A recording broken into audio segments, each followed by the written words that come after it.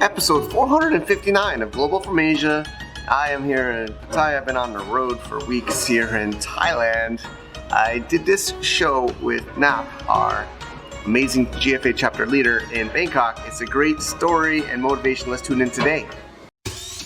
Welcome to the Global from Asia podcast, where the daunting process of running an international business is broken down into straight-up, actionable advice. And now, your host, Michael Michelini.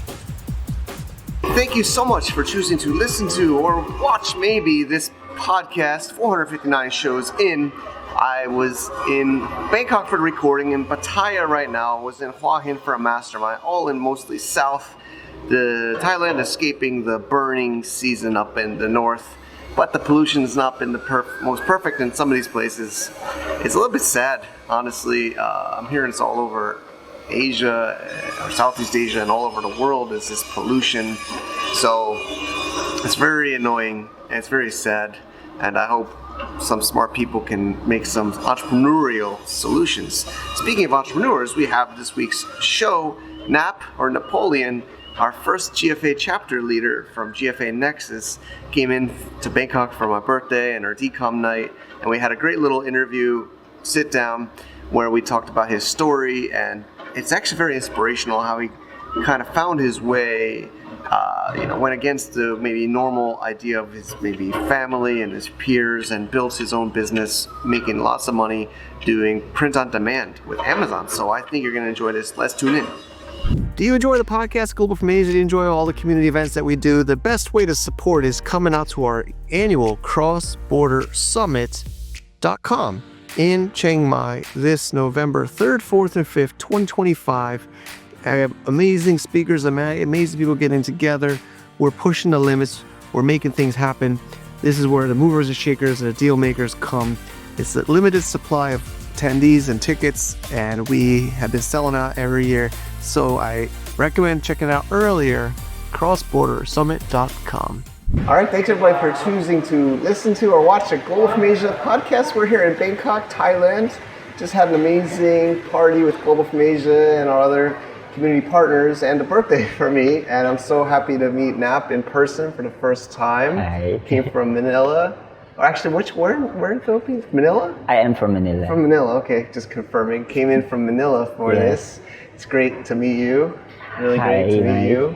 And you're our new chapter leader of GFA Nexus, which we'll share about later, and also a successful POD, print on demand seller with Amazon merch. Yes. And I'm very excited to just get a little bit today about your story and some inspiration and tips for others that want to follow in your footsteps. So how are you doing today, Nap? I'm okay, and first, I want to greet you happy birthday, Mike. Oh, thank you. Yeah, lots of birthday wishes, so I appreciate all the love. Thank you. You had fun at the party? Yes, I did, and it's my first time in Bangkok, so I'm really enjoying it. First time? Yes. Amazing. Okay, so Napoleon is your full name. Do you mind maybe giving a little bit about yourself? Okay, I've been into many things. Like I've been into photography. I write, and I still write for a website. And I always doubled on finding ways to make money online, because I mean, like, everybody needs something, to work on and to find what you're good at. So, does your family have other entrepreneur business owners, or are you not really, except my dad started a photography school in the Philippines, and a lot of wedding photographers started with him. Okay. And even when I took up his photography course, that's the reason why I was able to work as a cruise photographer for 4 years. That's cool. I'm a new father. I feel new, but I'm trying to. I don't want to force my children to follow me, but I hope to inspire them also. So it's cool. Your father must be proud. But if you're very familiar with the culture in the Philippines, not a lot of us have that entrepreneurial spirit in us. Yeah, that's what I have on my list today. Yes. I want to dig into that today. I do hope that we can help with the GFA Nexus and what we're doing, and I've been trying to do this for many years to inspire entrepreneurship everywhere in the world, but especially in the Philippines. I feel maybe let's jump into that then. Why is that? Do you want? Why? I mean, like, I know it's a little bit changing with the younger people because I've seen it. Like, even in your party, there were a lot of younger. I mean, I even met some Filipinos. They were there, and they were a lot really? younger than I. And they're into Web3, and they're like starting their business at a very young age. It wasn't like that with, I mean, like my generation. I mean, even dad, although he had a small business then it's not something you teach your kids. What's important to our parents then was to finish college Yep. and work for somebody else. And I don't know, it's just the way things were then. But as I became older, I realized, I mean, it's good to have, when you're young, to work for somebody because you learn a lot from it, like if you work in a company. But then I also realized at a certain age, you should have the courage to start something. I mean, like, if it fails, it fails. At least you tried. Yeah. And maybe if it fails, it would lead you to something else and try again.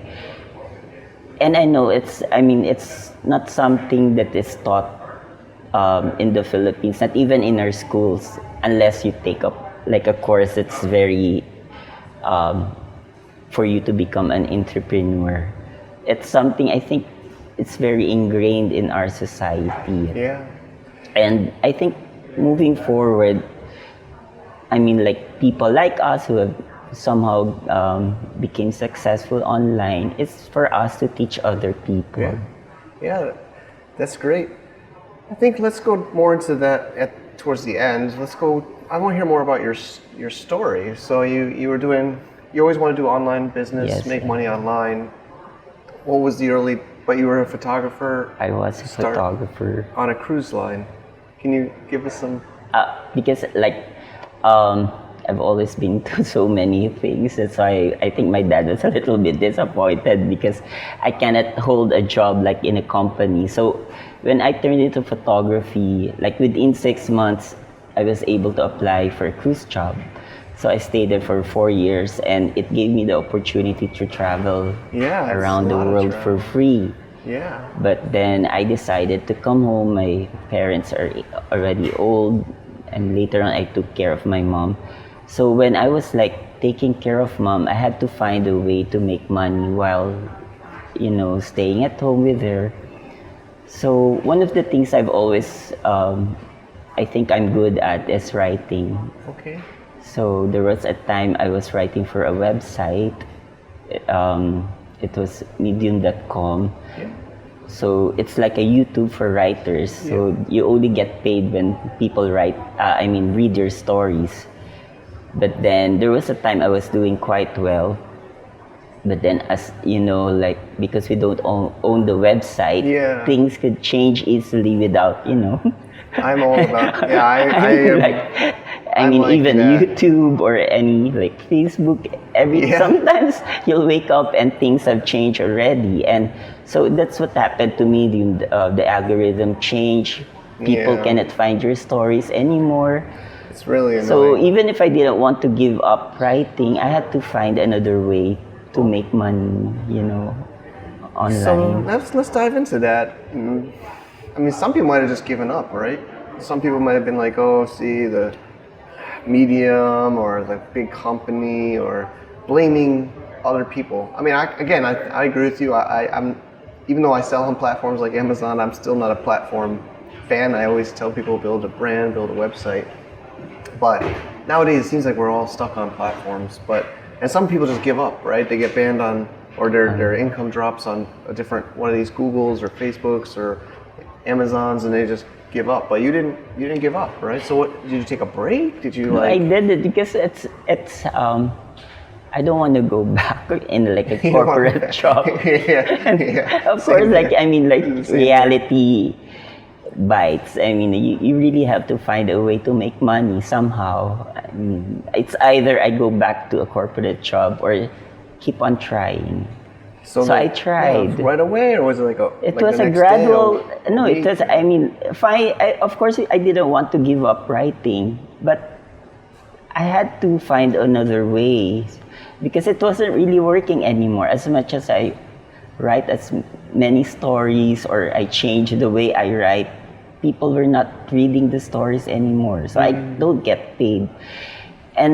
But I was into the print on demand business so many years ago. But what stopped me then was I wasn't a graphic artist.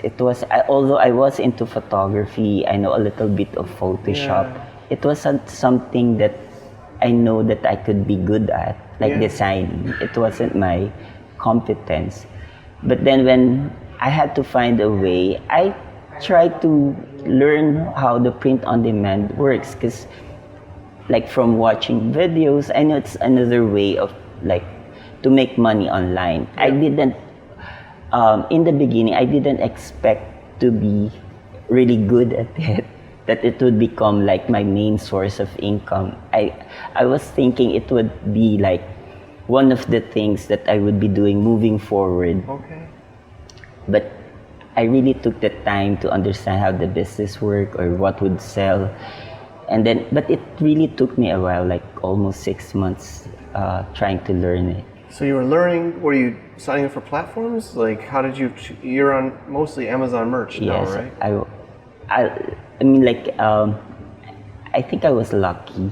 Okay. I was on the program like since 2018. Yeah, that is. I did like a few shirts design, and I had one shirt that kept on selling. I mean, like just a few pieces, but I didn't know how to scale it. And then when I started writing, it became like a passive income. Like you'll get maybe $20 a month, and it was okay for me because I was writing anyway. Yeah. So I think I was lucky that I was grandfathered to the program. So when things didn't work well with Medium, then I started learning again what really would sell on Amazon. I just started like designing shirts, and then AI came, and then it became easier for me. All right. So let me break this up a little. So then, the cruise to Medium article writing to like lower impressions, lower income, to POD, researching for 6 months, Amazon merch, 2018, and then AI. But that AI, at least for me, I don't feel there was some AI tools. Like I used Jasper earlier on. That was for writing. Writing right? one. That was one of my first.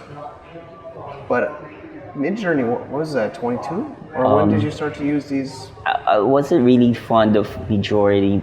I discovered it around, I think, 2023 already. 23, okay. But the tools were just starting. I mean, Yeah, Jasper was for writing. I think that was one of the first ones I heard. But then these tools like from ChatGPT, they have Dolly, Yeah. and you're able to generate images. Yeah. But it wasn't as good as it is right now. I mean, Yeah. it kept on improving. So Sorry. That's one of the first tools that I use, Was Dolly. Dolly, And, okay. So that was probably end of 22 earliest, right? 2022, 2023. So from like 18 to 22, you were doing it yourself? Yes, Or- I mean, like, if I show you the shirt that was selling, like, I mean, at least a few pieces every month, it was like designed by a 5-year-old. It was like just a simple graphic, and I put on like a text on it, All right. and that was it. I mean, like other people would hire a graphic artist, but Yeah. what's stopping me was, of course, it's an additional expense, but also there's no guarantee that if I let somebody design a shirt for me, that it would sell. True. So, Interesting. yeah. I think that's a good point. I mean, I think even today with all this fancy AI and high quality designs, it's more probably about the user and the connection, right? Even if it's not the most beautiful art, if it says and it connects with the community, right? So I think that's one of your strategies is you find a it would community sell. and they would buy it. Yeah. I mean, like, of course, a good design would always be something that is not as good as like a very striking one. But I mean, like what I discovered, design is not the most important factor why people would buy a shirt. It has to resonate with the buyer. It has to mean something to that person. It has to be personal. Yeah. So even if it's really nice, beautiful design, if it doesn't resonate or connect with the person, the community, that you won't sell. So it's not just about your design skill.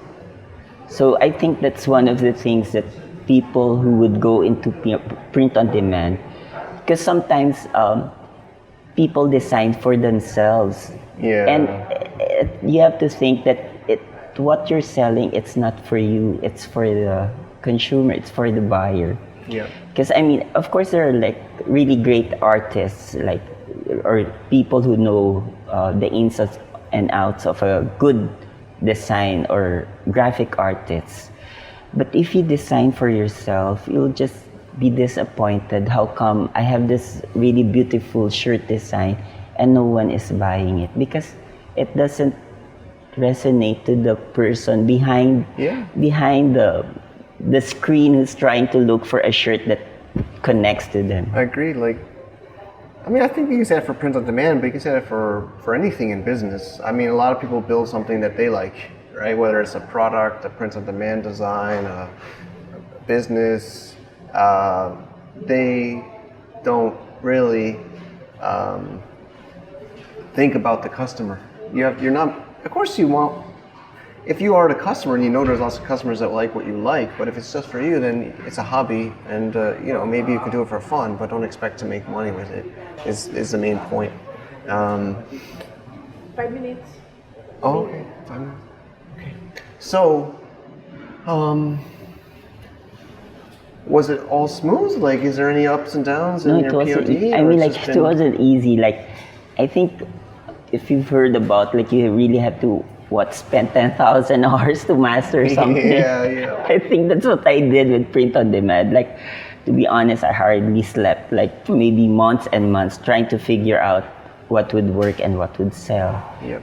I think you really have, that's why I believe there's no really easy money when it comes to online. Like, some people would tell you can make this much if you just put in a little bit of effort. I think for me, it's not true. You really have to put the time, the effort to learn a skill that would help you make money. I think that's the main point, is we're developing a skill, right? And a lot of people get stuck not doing something. They're always waiting. But I think it's about taking action. Like, I feel like what I'm understanding from our talk is you were determined to succeed, and you didn't want to go back to the kind of corporate life, almost the normal life, and you learned and you improved, and if one thing didn't work, you would try another, and you would keep improving and finding your way to this print on demand, which is it's inspirational. So maybe you can share some of your numbers if you're willing. Okay, like in the beginning, I was just looking at, like, if I make $100 on this, I'll be happy, and I'll find another way to make my next $100. Of course, like, when you hit your first $100, can I make another $100?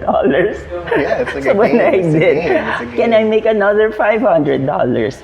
And then surprisingly, because I missed, like, usually it's the last quarter that most people would make money online. Q4. I missed it. I missed the Q4 big numbers. So so I was okay with it. I mean, December, I think I made like $1,500. I said, wow. In this past year? Or? It was like in 2020 for Christmas, Okay. Christmas of 2020. So I was happy, and then I took a break because Christmas in the Philippines is big. Yeah. So I took a break because it's Christmas, and I was happy with what I have because I have dogs. I could, buy them gifts. But January, when most people were saying online, it's the dreaded month, or the first Q1 is lower. Yeah, it's low. But it was in January when I made like $3,000. Great. Of course, that I have to pay taxes, but still, it was my biggest. So I was really surprised, like, how much money I could make, and my only thought then was, if I could scale this, so maybe what other people say about print on demand, like, some people are saying they could make like $10,000 or $5,000 a month. Maybe it's true because I mean like with what I know now and with what I was doing alone, that I was making $3,000. So maybe I could hit it the next time, or who knows? Like second quarter is almost here, and I think it's gonna be bigger than first quarter. Really? So I'm very confident that I could hit those numbers. Congrats. Yeah, and the beautiful thing about print on demand is you don't pay for any products, right? That's just, if you get 3,000, tax or maybe admin costs or That's salary, but basically it's just pure income. Profit, yeah. Yeah. So whereas like me, I'm more of a FBA seller. I have merch. Actually, the tariffs just went up. We should probably talk about Yes, that in the future. It'll be an upcoming I episode know. about Trump. You don't have to even worry about Trump, right? Like the tariffs. So a lot of others like me have to worry about Donald Trump's tariffs now in our business, but you don't have to. So that's really amazing. And let's talk a bit about GFA Nexus. So you're one of our first GFA chapter leader, and it's been great to work with you. And what is GFA Nexus? What's your idea and reason for this? Okay, I got into GFA because of Janet, because she's been a friend, and also I consider her like a mentor when it comes to my online journey. I mean, it's so when we finally caught up, had time to talk and have lunch. That's when I told her, you know what, Janet, I really want to give back to whoever to the society. I mean, I could always teach what I know now because it's something I don't want to gatekeep for myself because I cannot do everything anyway. Yeah. So that's when she introduced me to the idea of maybe you would like to be part of GFA, like Global from Asia. And I think it didn't, I only had to maybe think about it in a few minutes, and I said yes. Because not only do I trust Janet, but because also I think it's aligned with what I want moving forward. Yeah, it's great. Yeah, this is what we are all about, and you've been doing webinars already and workshops teaching the community about how to build their POD business, and it's inspirational, and we're just at the beginning, so it's really great to have you with us, and I'd love to have people join in upcoming workshops. So yeah, Nap is doing amazing and willing to share. Like you said, some people don't want to share. They think that there's competitors or there's going to be negative reasons, but it's really great to have you share with everyone. Also in the Philippines, I also really hope a lot of people on my team and my friends are Filipino, and I also hope to help build up more Filipino entrepreneurs and business owners. Maybe we convert some of our team to convert them. Yeah. It's also one of the things that I really want to do. I mean, sharing is scary. Yes. Or I think you really have to give up. Yeah, you have to give back to society once you're okay already. Great. I think it's something I think Dad ingrained in me that you have to teach other people. Perfect. All right, I think that's a great way to wrap up this amazing episode. I'm happy we made this happen. In person is always fun. Great to meet you. And hope to see you all in our GFA Nexus chapter and others to come. Thank you. Do you enjoy the podcast Global from Asia? Do you enjoy all the community events that we do? The best way to support is coming out to our annual Cross-Border Summit.com in Chiang Mai this November 3rd, 4th, and 5th, 2025. I have amazing speakers, amazing people getting together. We're pushing the limits. We're making things happen. This is where the movers and shakers and the deal makers come. It's a limited supply of attendees and tickets, and we have been selling out every year. So I recommend checking out earlier, crossbordersummit.com. All right, Nap, thank you so much for sharing. It's great to meet you in person finally. We've done some webinars together. We're getting some members together where he's really passionate about helping these people, and I'm very passionate to help, and we want to do more together. There's more things coming. I'll be seeing him for sure more in future chapter events and future developments. Thanks everybody for watching. I'm going to keep this one shorter. Lots of things on the move, and I hope you enjoyed that interview. Till next time, bye-bye. To get more info about running an international business, please visit our website at www.globalfromasia.com. That's www.globalfromasia.com. Also, be sure to subscribe to our iTunes feed. Thanks for tuning in.